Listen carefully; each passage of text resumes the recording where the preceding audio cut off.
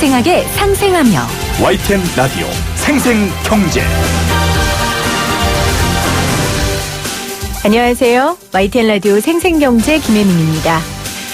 최근 인기 있었던 드라마의 여주인공 동백이는 기차역 분실물센터에 취직하는 게 꿈입니다. 이유가요, 그곳에서는 사람들이 고마워요라는 말을 많이 해주잖아요. 동백이는 누군가에게 도움을 주고 듣는 그 고맙다는 말이 너무 좋았기 때문인데요. 서울교통공사가 지하철에서 발견된 유실물을 무인 물품 보관을 통해 돌려주는 서비스를 시작했습니다. 이제는 내 물건을 보관해줘서 고맙다라고 말할 사람이 없어진 거죠. 편하긴 하지만 저는 괜히 서운하더라고요. 편해지는 이 세상이 그렇게 반갑지만은 않은 저는 드라마의 여주인공 동백이처럼 여전히 조금은 촌스러운 사람인가 봅니다. 2019년 12월 6일 YTN 라디오 생생경제 지금 시작합니다.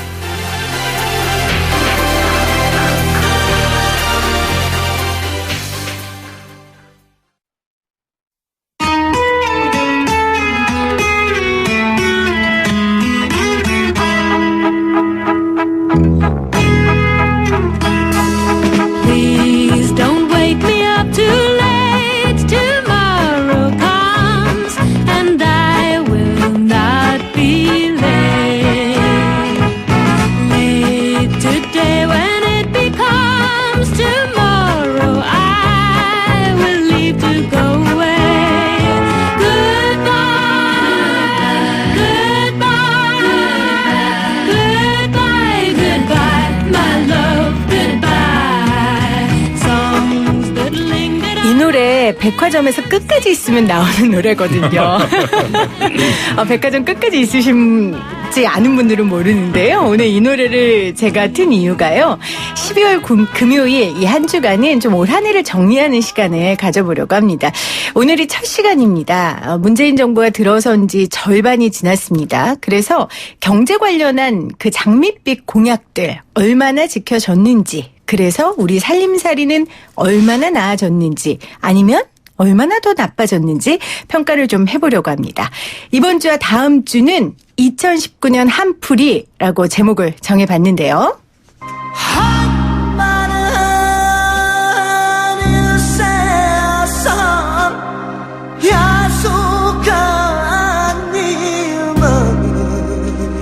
네, 여기서 야속한님은 문재인 대통령이 되겠습니다.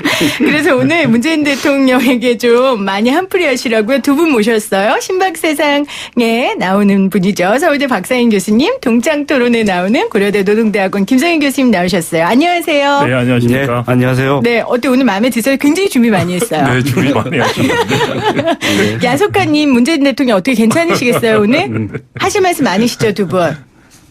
아니, 말씀 없으시면 어떡해요. 오늘 이거 특집으로 준비했는데. 개인적인 원하는 거예요. 그럼요. 국민의 한을 대신해서.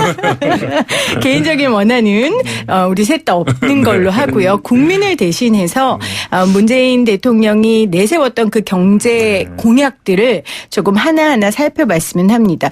먼저 오늘 짝꿍이 바뀌었어요. 박상인 교수님 어떻게 마음에 드세요? 네, 네, 김 교수님 제가, 전화문 많이 들었는데. 아, 김성인 교수님은? 네, 실제로 이렇게 출연 같이 한 건 처음인 것 같습니다. 아니, 어떻게 그럴 수가 있어요? 그러게 말입니다. 저 너무 깜짝 놀랐잖아요. 두 분 처음 뵀다는 말에. 그래서 마음에 드세요? 네. 네, 마음에 드시는 걸로. 김성인 교수님은? 예. 평소에부터, 예. 네. 발표하신 글 본 적은 있고요. 예. 그 네. 자리에도 있었던 적은 있는데. 네. 예, 뵌 건 처음이다. 예. 그러니까 재벌 개혁을 부르짖는 대표적인 주자 박상인 교수와 노동개혁을 부르짖는 대표적인 주자 이 김성인 교수를 한 자리에 앉힌 생생경제가 얼마나 대단합니까? 생생합니다. 저희가 신박세상과 동창토론 이 코너의 양 진영 중에 이제 두 분이 진보진영 대표 선수로 나오시잖아요. 저희가 일부러 진보진영 학자들만 모신 이유가 있어요. 보수 진영에 있는 분들은 당연히 이제 비판적인 이야기 하시는 분들이고, 실제 문재인 정권의 좀 진보진영 학자들이 실질적인 애정 어리지만 날카로운 쓴소리와 좀 한풀이를 하시라고 두 분을 모신 거거든요. 사실 두 분의 한풀이가 청와대에서는 더 아플 거예요. 우리 특히 박사인 교수님이 우리 방송 통해서 정부에게 회초리 많이 드셨는데 혹시 전화 받으시거나 좀 고마해라 살살 해라 이런 얘기 들으신 적 없으세요? 네, 뭐 그런 전화는 아니고요. 네. 근데 뭐 이렇게 의견을 물으러 찾아온 적은 있습니다. 우리가 뭘 그렇게 잘못했냐. 네, 꼭 그런 건 아니고 지금 구체적으로 말씀드리긴 좀. 네, 곤란하지만 얘기를 들으신 적이 있다고 하시고 김성희 교수님은 어떠세요? 너 그럴 줄 알았다 이런 반응이 좀 있는데. 그래요? 예. 너 그럴 줄 알았다. 왜 그렇게 생각하셨을까요? 아무튼 노무현 정부 때부터 아. 그때 비정규법이 통과됐을 때 제가 비정규 문제에 아주 깊이 관여하고 있었기 때문에. 그렇군요. 그래서 이번에도 그럴 줄 알았다라는 반응을 보셨다고 하셨습니다. 자, 이 두 분에게 문재인 대통령이 처음 공약을 했던 경제 공약의 대표적인 이 재벌개혁과 그리고 노동개혁에 있어서 어떻게 판단하시는지 평가하시는지를 오늘 생생경제 시간에 듣겠습니다. 우리 청취자분들도 참여하실 수 있어요. 유튜브 들어오셔서 YTN 라디오 치시면 보이는 라디오로 함께 하실 수 있고요. 샵 0945 우무정 0945 문자로 여러분들도 평가를 해주시면 저희가 함께 나누도록 하겠습니다. 먼저 2019 한풀이 이 포문 열기 전에 2019년 경제 뉴스 중에 두 분이 꼽는 가장 큰 뉴스 한 개씩을 듣고 싶어요. 우리 김성희 교수님. 예, 올해 별로 이렇게 생산적인 뉴스는 없습니다. 네. 작년에 했던 거 뒤로 물리고 이렇게 하고 이런 사안들, 그다음에 일자리가 작년에 있었던 노동개혁 때문에 생긴 거니 많이 하는 그런 문제에 대해 방어적인 얘기 이런 얘기들이 주류를 이루다가 다른 국면으로 좀 넘어가 버렸죠. 정치 공방으로 넘어가 버리는 바람에 법률도 별로 없고요. 새로 만들어진 게 없고 지금 설거지를 하다가 만 느낌의 것이고요. 유일하게 그래도 꼽으라면 작년 말에 통과된 김영균법 1주기가 12월 10일인데요. 맞습니다. 죽음의 외주화 문제 이게 이제 우리 사회에서 노동이 어떻게 대성화되고 상품화되는지 잘 보여주는 사례고 돈보다 생명을 중시해야 되고 이윤보다 인간을 중시해야 된다. 문재인 정부가 내건 노동 존중이라는 게 그런 의미 아니겠습니까? 네. 그것과 거꾸로 돼가는 현실. 그것을 바로잡아야 되는데 김영균 없는 김영균법이다라는 문제가 있듯이 이렇게 충분하게 개선된 것은 별로 없는 그 정도가 그래도 그나마 올해 시행된 일이지만 그게 조금 진전이라면 진전이지 나머지는 다 좀 방어적 의제였다. 이렇게 봅니다. 김성희 교수님은 올해 경제 뉴스 중에 생산적인 건 거의 없었고 그나마 작년 말에 통과됐던 김용균 법이 그나마 의미 있는 뉴스였다라고 꼽아주셨어요. 박상인 교수님. 네, 제 관심 분야에서는 많은 일들은 있었던 것 같습니다. 근데 긍정적인 것보다 사실 부정적인 일들이었다는 게 좀 가슴이 아프고요. 그래서 한풀이라는 말이 그래서 좀 어울리는 말이 되지 않았나 싶고요. 여러 가지 중에서 하나를 딱 꽂아라면 저는 한국 경제 성장률 전망치가 굉장히 떨어졌다는 거. 그래서 원래 성장률이 2% 될 거라는 식으로 예를 들어서 국회 예정처라든지 아니면 OECD나 IMF에서 일제히 전망치를 낮췄습니다. 저는 개인적으로 2% 되게 어려울 거라는 조금 더 비관적인 생각을 하고 있습니다.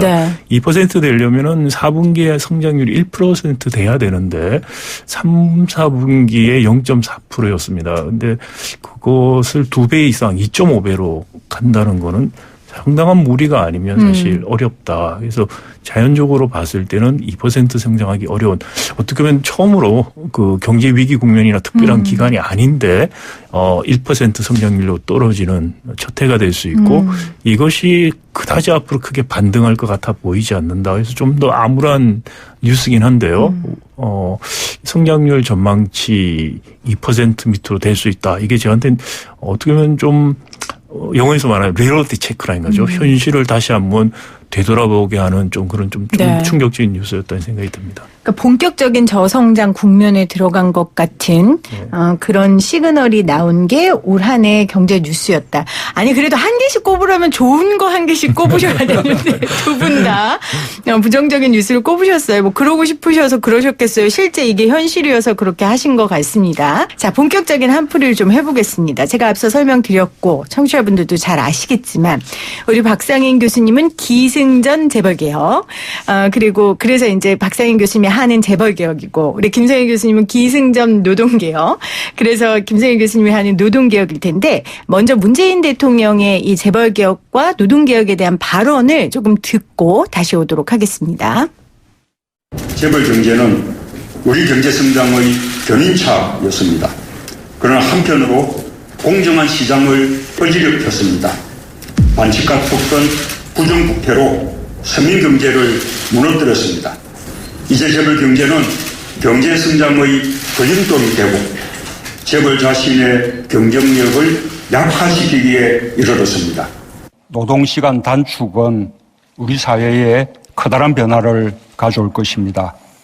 OECD 국가의 연평균 노동시간보다 300시간 이상 더 많이 일해온 우리 노동자들이 장시간 노동과 과로에서 벗어나 가족과 더 많은 시간을 갖고 저녁이 있는 인간다운 삶을 누리는 계기가 될 것입니다. 자, 문재인 대통령의 발언을 듣고 왔습니다. 문재인 대통령이 평소 생각하는 재벌에 대한 인식 그리고 노동시간 단축의 중요성, 가치에 대해서 잘 나타낸 발언이라 저희가 발췌를 했고요. 그러면 과연 문재인 대통령이 이렇게 발언한 만큼 사회가 바뀌었는지를 좀 짚어보죠. 정부 출범 당시에 박상인 교수님, 네. 문재인 대통령이 이 재벌개혁 관련된 공약을 어떤 것들을 넣었습니까? 네, 뭐, 그 전에 이 발췌하신 게 네. 언제 발언하신 내용인가요? 언제 했는지, 2017년이요. 네, 아마 정권 초기에 네. 하신 것 같습니다. 전 문 대통령께서 이 발언하신 걸 다시 한번 보셨으면 좋겠어요. 그래서 저희가 초심이라고 이야기하고 있는 것인데 이 초심대로 하셨더라면 지금 좀 달라졌지 않았을까라는 생각이 들고요. 뭐 대통령 재벌 공약은 크게 네 꼭지가 있다고 생각이 됩니다. 첫 번째가 이제 황제 경영 방지에 대한 거. 네. 이게 이제 주로 상법 개정안을 통해서 하겠다고 한 것이고요. 두 번째는 이제 재벌 총수일가의 편법적 지배력 강화. 또는 그 지배구조 개선 이건 주로 공정거래법 관련된 개선 방안들이었습니다. 그리고 세 번째 일감 몰아주기, 뭐 기술 탈취, 단가 우려치기, 이 공정거래법 또는 관련 법들 네. 관련된 것들이고요. 마지막이 금융계열사 통합감독 시스템 정착 크게 네 가지 꼭지였는데요. 결론적으로 말씀드리면 대부분 여기에서 한 것은 없다 이렇게 한 것이 없다. 이야기할 수 있겠어요. 이거 다들 법이 지금 국회 계류 중이라는 게 대부분이고 또 이제 심각한 것은 공정거래법 개정안 이 경제력 집중 관련된 부분인데 이 부분은 개정안 자체가 너무나 빈약해서 네. 사실상 의미가 없는 개정안을 제출했고 그것도 이제 국회가 통과 안 시킨다는 계속해서 핑계만 대고 있다라는 것이고요. 일감 몰아주기도 마찬가지고 금융그룹 통합감독 체계도 법안 자체를 아직은 발의를 안 하고 있는 네. 그래서 대통령께서 저런 다짐을 하셨고 또 거기에 맞는 공약을 제시했음에도 불구하고 그 이유를 돌아보면은 실현된 것이 없다. 참 안타깝습니다. 네. 이 시점에서. 저희가 야속한님을 문재인 대통령으로 딱 설정을 하고 했는데 지금 우리 박상인 교수님 말씀은 처음 사랑했던 그때로 야속한님에게 처음 사랑했던 그 마음을 기억해달라고 하는 그런 말씀 같아요. 처음 문재인 대통령이 이야기했던 그 초심으로 재벌 개혁에 있어서 좀 돌아가달라고 얘기를 하셨고 처음 문재인 대통령이 꼽았던 황제 경영, 뭐 재벌 총수 일가, 일감 몰아주기, 금융계열사 통합 감시 이런 부분들 중에 된 것이 거의 없고 국회에 계류돼 있는 상황이다라고 말씀을 해 주셨습니다. 자, 김성희 교수님. 노동개혁 부분은 어떻습니까? 예. 저는 청와대에 아리랑을 들려주고 싶은데. 나를 버리고 가시는 님은? 아니요. 가다 아니에요? 못 가면 쉬었다 가더라도 꾸준히 끝까지 가야 되는데 가다가 다른 길로 편한 길로 새거나 되돌아가면 안 된다 하는 점을 생각해봐야 될 그런 대목이라고 봅니다. 네. 뭐 5가지 정도 되는데요. 최저임금 산입범위 확대하고 속도 조절 들어갔습니다. 그리고 52시간 상한제 노동시간도 적용 유예하고 탄력지 확대하고 이런 그런 어떤 52시간 취지를 약화시키는 그런 얘기들이 너무 이제 강하게 부각되고 있죠. 법안이 통과되든 안 되든 정부가 시행령으로 실시하려고 하고 있기 때문에 정부의 의지가 그렇게 있다가 없다가 하는 그런 대목이라고 볼 수 있고, 정규직 전환 문제도 참 무기계약직이나 자회사 고용 이것 이외에 뭐가 없냐. 그리고 파급 효과가 없습니다. 공무원 일부에 그쳤지. 이런 문제가 있고요. 우리나라 노동기본권이 존중되지 않아서 아예로 기본협약을 비준해야 되는데 그것도 이것저것 주고받기식으로 하고 있는 상황이고, 김영균 없는 김영균법 이 정도밖에 관철을 못 해냈다라는 이런 문제가 있죠. 이런 게 이제 세세하게도 중요하지만 우리나라의 이 불공평한 구조, 불평등한 구조를 바꿔나는 계기를 삼는 그런 정책으로서 의미가 있는 것인데 그 자체가 가다 말다 하거나 되돌아서 버리면 사실은 우리 이제까지 해왔던 방식을 으로 다시 돌아가는 것이냐. 불평등한 구조를 바꿀 수 있는 전환의 계기, 그게 시대의 요구로 받아 안겠다라고 하던 것이 그러면 지금 어디 간 거냐. 이 문제를 다시 묻지 않을 수 없습니다. 그 최저임금 52시간, 정규직 전환, 또 ILO 기본 협약 강화하는 것들, 그런 것들이 있었는데 지금 가다 서다 하는 걸 넘어서 편한 길을 찾고 있다라고 평가를 해 주셨어요. 그런데 얘기 들어보니까 그나마 노동 개혁은 재벌 개혁보다 공약을 그래도 시행한 것 같은데요. 안 그러세요? 그래도 하려고 조금 노력은 했죠. 그러다가 다시 뒷걸음질 치고 그래서 이게 하려면 하는 것이지 도대체 입장이 뭐냐라는 비판을 받고 있고 재벌 개혁은 아예 시작을 안 했다라고 이야기하는 게 더 정확한 표현인 것 같습니다. 재벌 개혁 외에 사실은 경제민주화 관련된 다른 공약들, 예를 들어서 가불 문제라든지요. 그다음에 또 공정위 조직을 확대하고 이런 문제 같은 것들, 이런 것들은 일부 한 게 있습니다. 근데 그거는 사실 중요하지 않다는 것은 아니고요. 가장 핵심적이고 본질적인 부분은 전혀 손을 대지 않고 변죽만 좀 올렸다. 변죽만 올렸다. 노동개혁은 변주라도 했는데 재벌 개혁은 변죽만 올렸다. 아예 안 하는 것도 좋을 수도 있습니다. 왜요? 줬다 뺐으면 더 구분이 상하기 때문에, 그리고 다음에 할 기회를 훼손하기 때문에, 그래서 하여튼 잘 못 건드릴 거면 숙제로 그냥 남겨놓는 방법도 차라리 낫다. 잘 못할 거면 하지 마라. 이렇게 얘기할 수도 있는 대목입니다. 그렇군요. 두 분이 정말 한이 많이 맺히신 것 같은데. 노동 관련해서 저도 한 가지 말씀을 드리고 싶은 게, 저 초심 말씀을 아까 전에 재벌개혁 관련해서도 드린 것처럼 대통령께서 사람이 먼저라는 말을 참 많이 하셨어요. 근데 제가 최근 한 거의 1년 반, 작년 이후에 한 번도 그 말을 들은 적이 없어요.